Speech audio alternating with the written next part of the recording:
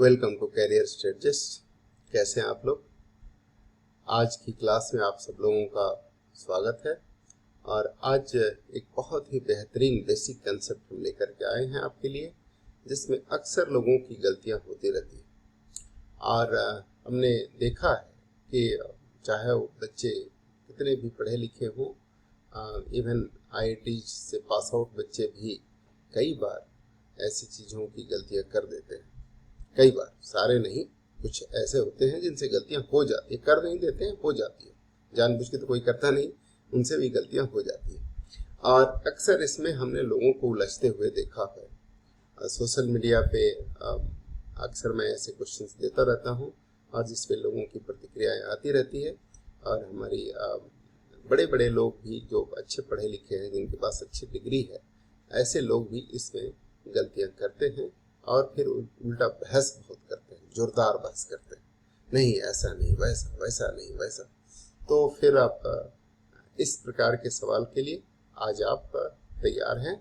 और ये है बेसिकली बोर्ड मास, जो चौथी क्लास में जनरली बच्चों को या 5वीं क्लास में सिखाई जाती है कि बोर्ड मास क्या है।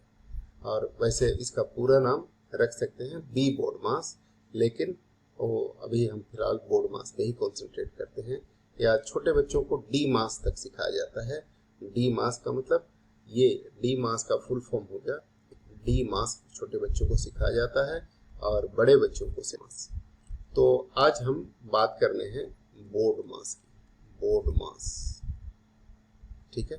इसका बोर्ड मास का उपयोग और उस पे आधारित प्रश्न, ये आज हम सीखने वाले हैं। तो सबसे पहले जो सीखा जाता है इसमें वो है डी मास।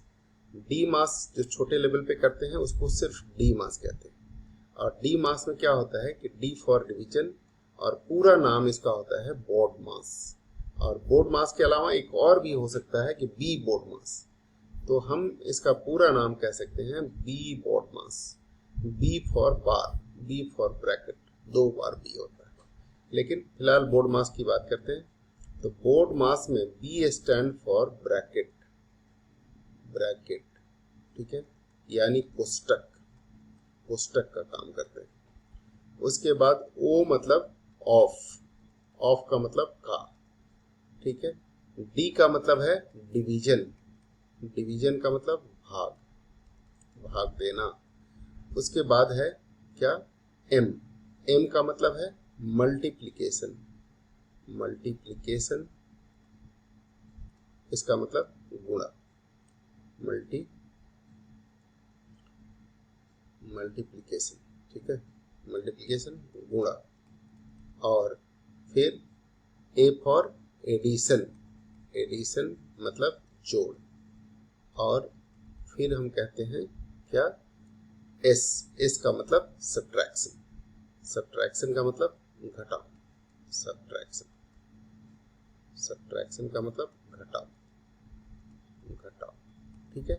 ये होता है, हम कहें वैसे तो हमने बचपन में जब याद किया था तो इसको ऐसे याद किया था, का को पहले तोड़ दो, ता पीछे दो भाग, गुणा कर धन जोड़ लो, ऋण लो घटाए। बचपन हमारी भी हिंदी मीडियम से ही गुजरी है और मैं हिंदी मीडियम का ही छात्र रहा हूँ। तो ऐसा नहीं है कि बचपन से मैंने इंग्लिश मीडियम पढ़ी हो। बचपन गाँव में बीता है और मैंने हिंदी मीडियम से ही पढ़ा है। तो इसलिए मुझे वो सारी कहानियाँ, वो सारे युक्तक याद हैं कि का को पहले तोड़ दो, ता पीछे दो भाग, गुणा कर धन जोड़ लो, ऋण लो घटाए। यानी सबसे पहले का काम करते हैं, उसके बाद ता पीछे दो भाग, उसके बाद भाग देते हैं, गुणा कर, पहले गुणा कर, धन जोड़ दो, धन को मतलब यानी धन मतलब प्लस, जोड़ दो, गुणा कर धन जोड़ लो, ऋण लो घटाए, माइनस का मतलब उसके बाद घटाव होता है, तो घटा सकते हैं। तो ये एक चीज होती है और जिसको आपको जानना चाहिए था। लेकिन इसके आधार पे जो प्रश्न आते हैं उसमें बड़ी ही एम्बिग्विटी रहती है, लोगों को कंफ्यूजन रहता है।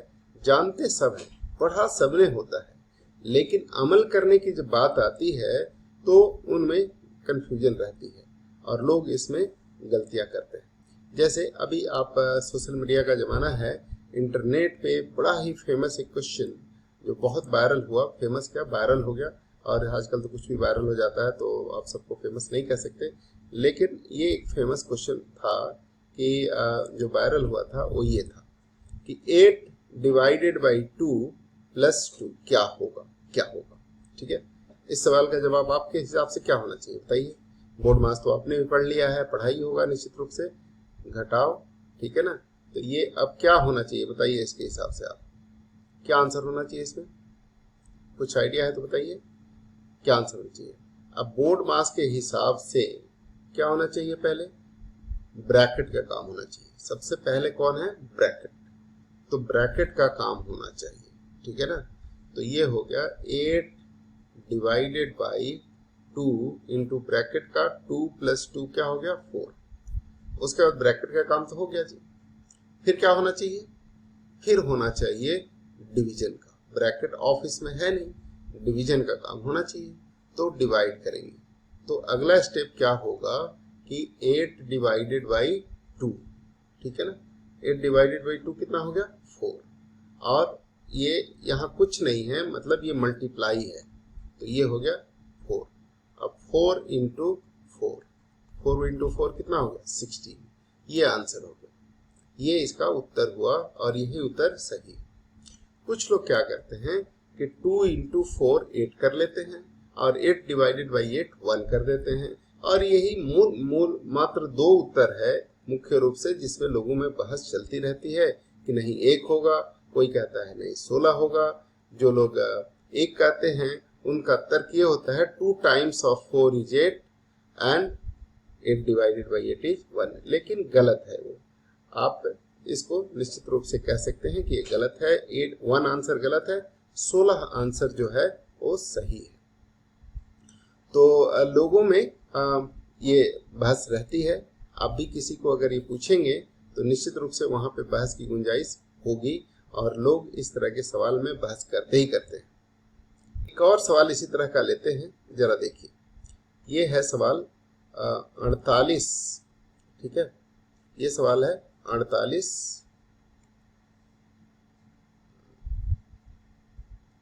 डिवाइडेड बाई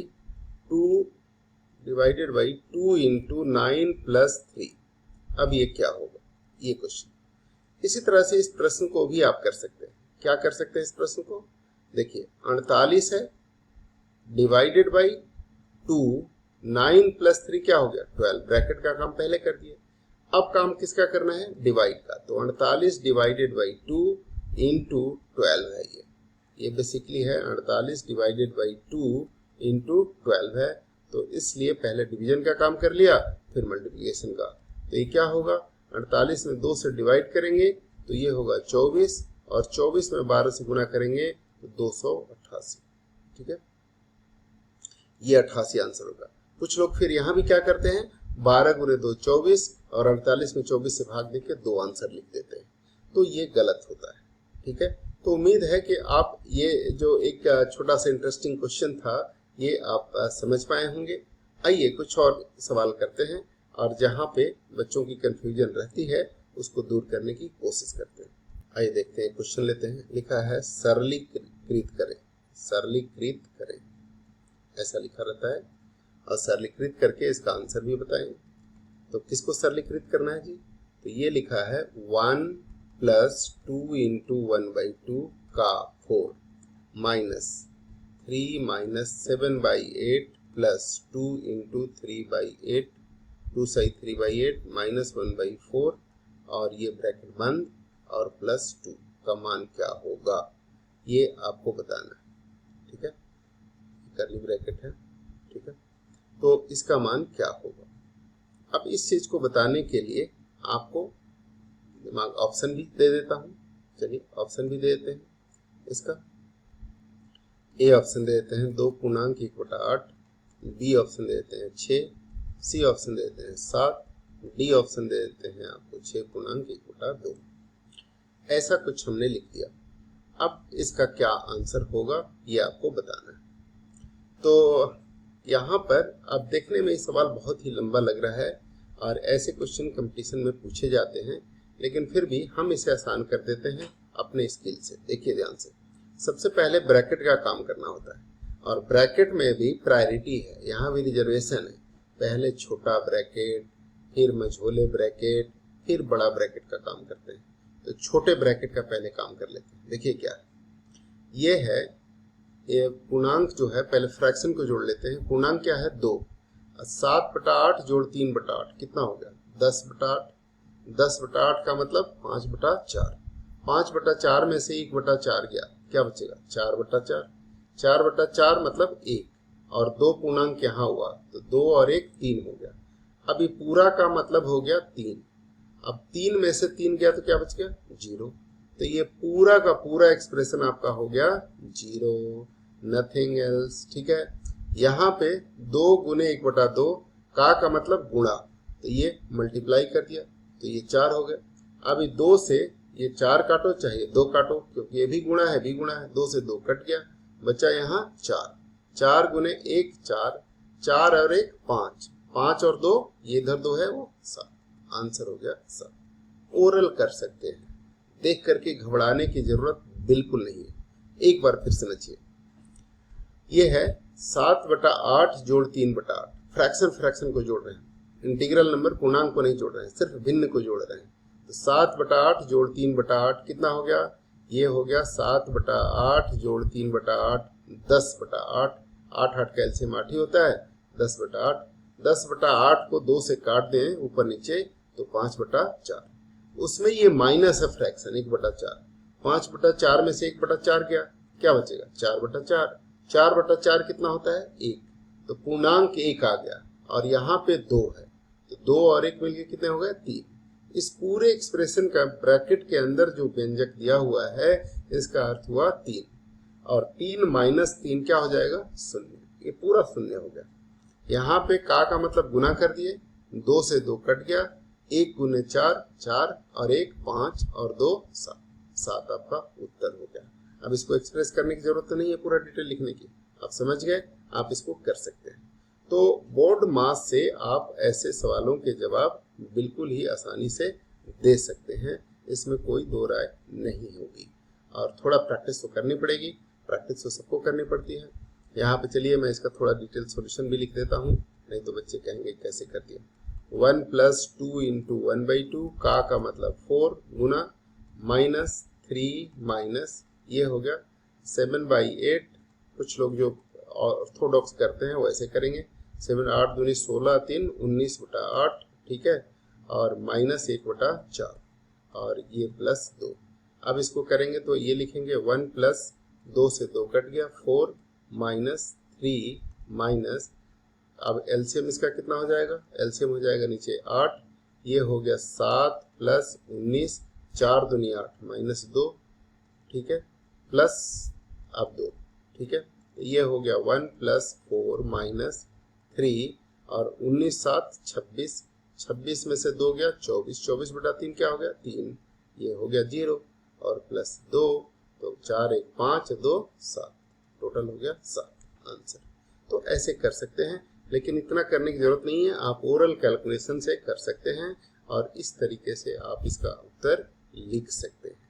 कोई दिक्कत वाली बात नहीं होगी आपको, मुझे पूरी उम्मीद है आप इसके लिए सक्षम हैं। परीक्षा में कई बार एक फनी क्वेश्चन ऐसा भी आता है, प्रश्न ऐसा होता है कि ये होता है कि सरलीकृत करें, सरलीकृत मान क्या होगा, सरलीकृत निम्न में सरलीकृत मान क्या होगा, सरलीकृत मान निम्न का क्या होगा, निम्न का क्या होगा।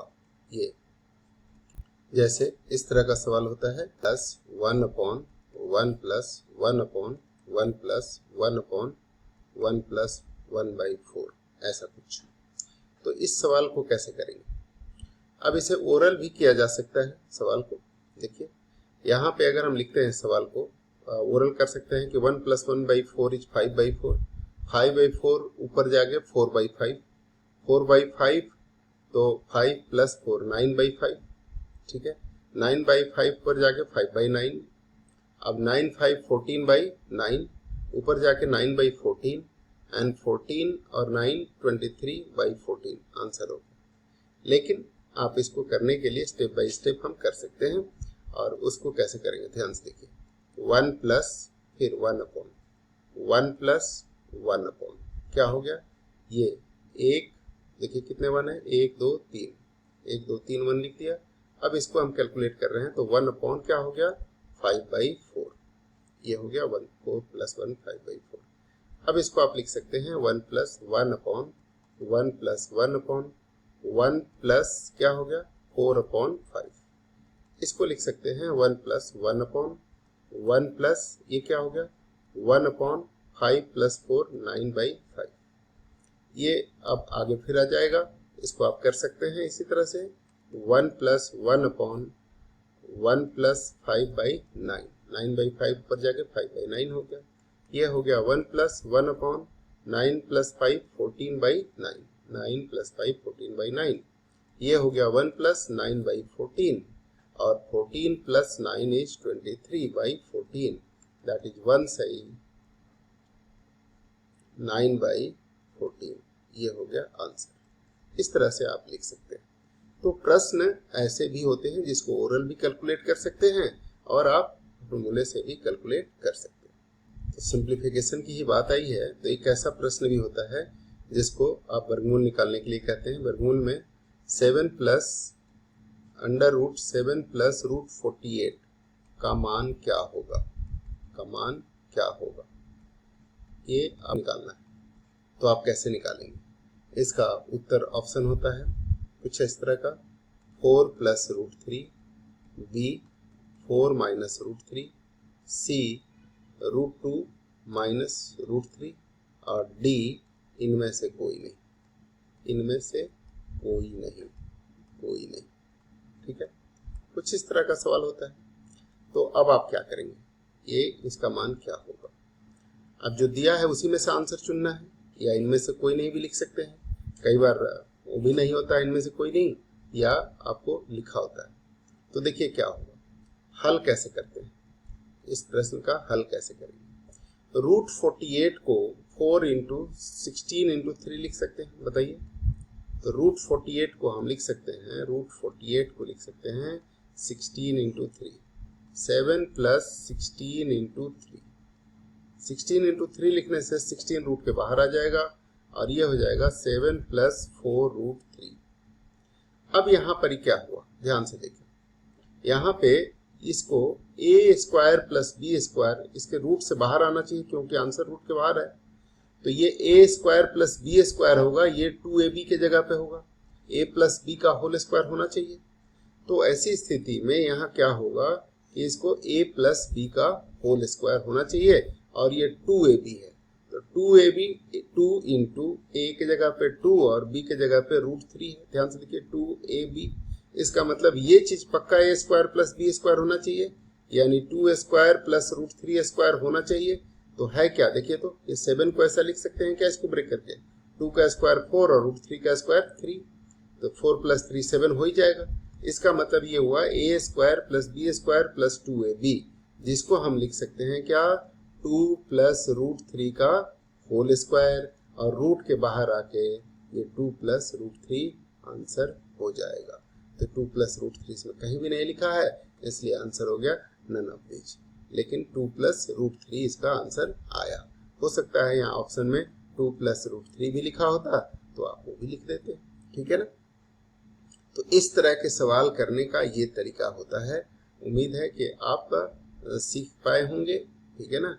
और यहाँ पे ऐसा भी होता है, एक दूसरा सवाल इसी तरह का ले लेते हैं और जिससे आपको थोड़ा कॉन्फिडेंस आ जाए कि ये लिखा 4 प्लस 2√3 का मान क्या होगा, का मान क्या होगा, क्या होगा बताएं, ठीक है।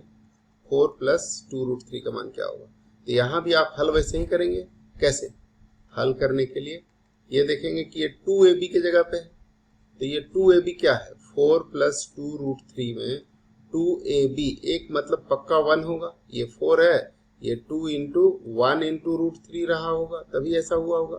तो आप इसको लिख सकते हैं क्या, इसको भी a के जगह पे √3 का स्क्वायर प्लस 1 का स्क्वायर, ये 4 हो जाएगा और ये 2 इंटू √3 इंटू 1, ये हो गया 2ab, a² plus b² plus 2ab।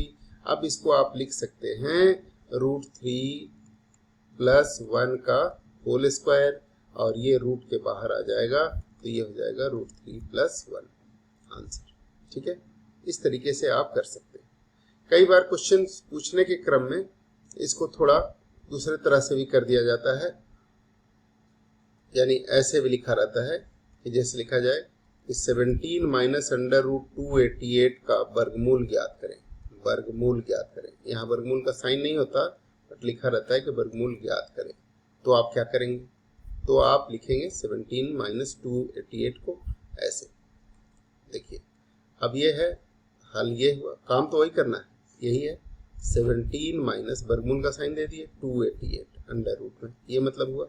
इसका मतलब हो गया 17 और 288 में 144 गुने 2 होगा, तो 144 गुने 2 लिख सकते हैं इसको, और 144 का वर्गमूल कितना होता है जी, 12 होता है।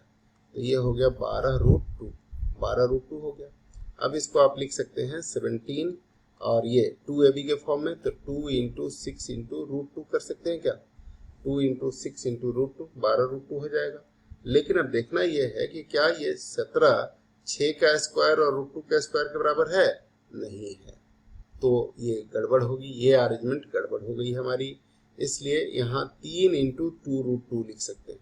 6 को हम और ब्रेक करें, क्योंकि 6 का स्क्वायर और √2 का स्क्वायर ये नहीं बन रहा है, तो इसलिए इसको 3 × √2 करें, इसको 2 लिख दें, और यहाँ पर हमें क्या लिखना चाहिए, यहाँ पे हमें लिखना चाहिए 3, तब ये बात बनेगी। तो ये हो गया 3 और यहाँ पे 2√2, तो इसको अब लिख सकते हैं हम 17 को 3 का स्क्वायर प्लस 2√2 का स्क्वायर, है ना, -2 × 3 × 2√2।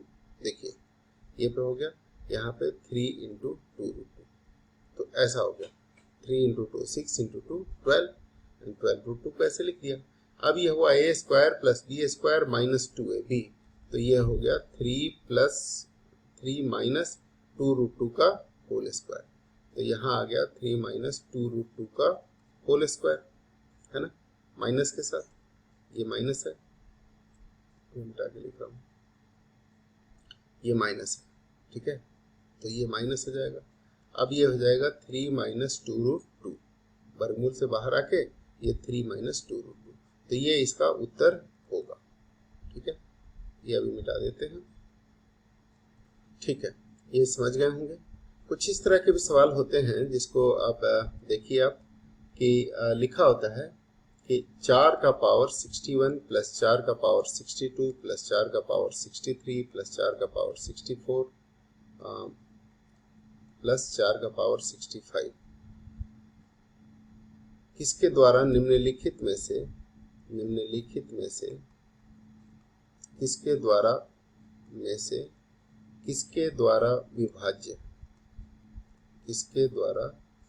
विभाज्य यानी डिविजिबल है, विभाज्य है। ऑप्शन आपका मान लो दे देते हैं, ये ऑप्शन है A 5, B ऑप्शन है 11, C ऑप्शन है 13, D ऑप्शन है 17। अब कोई ये सोचे कि मैं इस सारी एक्सप्रेशन को सिंप्लीफाई करके और फिर आंसर दूंगा, तो ये शायद मुश्किल होगी, मुश्किल क्या शायद क्या बहुत मुश्किल होगी, ठीक है ना।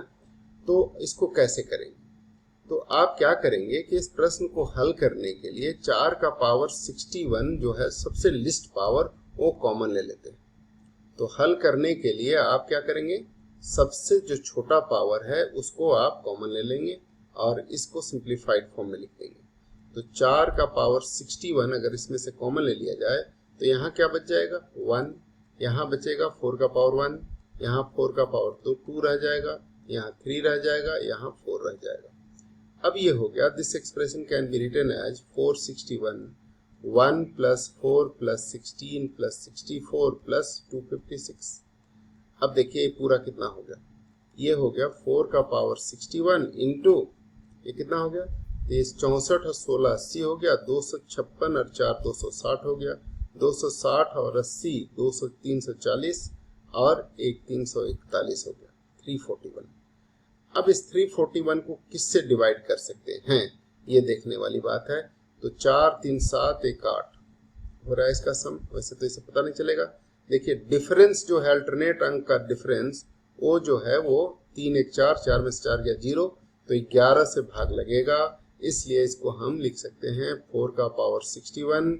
11 से ये पूरा पूरा भाग लगेगा, 11 तिया 33 और 11 एकम 11, तो 11 से और 33 से भाग लगेगा। इनमें से जो ऑप्शन दिया हुआ है उनमें से सिर्फ 11 आंसर है, इसलिए सही उत्तर हो गया 11। भाग लगने के लिए बहुत सारी चीजों से भाग लग सकता है, 4 से, 4 का पावर 2 से, 4 का पावर 3 से लेकर के 4 का पावर 61 तक, और 4 into 11, 4 square into 11, 4 cube into 11, बहुत सारे फैक्टर हो सकते हैं, लेकिन जो आउट ऑफ ऑप्शन दिया हुआ है उसमें से आपका सही उत्तर हो गया 11 अर्थात डी। ठीक है, तो इसलिए ऑप्शन के आधार पे ही, जैसे तो पूछा किससे विभाज्य है, तो बहुत सारे नंबर होंगे जिससे विभाज्य होगा, हम किसका किसका नाम लेते रहें, लेकिन जो ऑप्शन दिया गया है उसके हिसाब से हमें आंसर लिखना होता है। तो इस तरह के क्वेश्चन भी आपको करने चाहिए। अब एक बड़ा इंटरेस्टिंग सा क्वेश्चन होता है, जनरली किसी अंक को 6 बार लिखने पर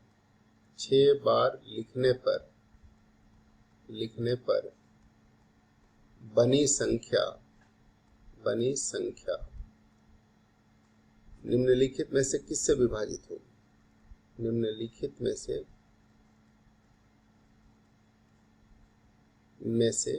किससे विभाजित होगी? किससे विभाजित होगी? यह सवाल होता है। जैसे मान लीजिए कि हमने उदाहरण के लिए लिख दिया ये 7 7 7 7 7 7 ये संख्या हो गई, या 6 6 6 6 6 हो गई, या 3 3 3 3 3 हो गई, या 5 5 5 5 5 हो गया। तो ऐसी संख्याएं 8 8 8 8 8 हो गया, कुछ भी आप लिख सकते हैं। ठीक है, तो किससे विभाजित होगी यह संख्या, किससे विभाजित होगी?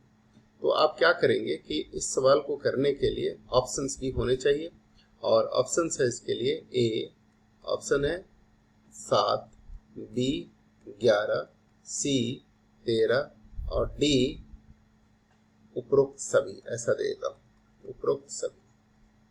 ठीक है, आपको क्या होना चाहिए? तो इस संख्या को लिखने के लिए पहले देखिए इसकी ट्रिक्स क्या है और कैसे इसको हम करेंगे, आपको समझ। तो यहाँ पे होगा कि ऑप्शन है ए 7, बी 11, सी 13, डी उपरोक्त सभी, ऐसा भी हो सकता है, उपरोक्त सभी। तो क्या कैसे करेंगे? इस सवाल को करने के लिए आपको क्या करना चाहिए, देखिए ध्यान से, एक टेक्निकल चीज है, इसका हल क्या होना चाहिए। हल करने के लिए आपको करना है कि ये 7 7 7 7 7 7, ये देखिए 3 बार 7 3 बार 7 रिपीट हो रहा है, यानी 7 गुने 11, और ये 11 लिखा जा सकता है। इसका मतलब है 7 गुने ये होगा 11, 1001 गुने 11, ये 111 से 1001 में अगर हम गुना करें तो ये 3 बार रिपीट होगा। अब 1001 के क्या क्या फैक्टर होंगे?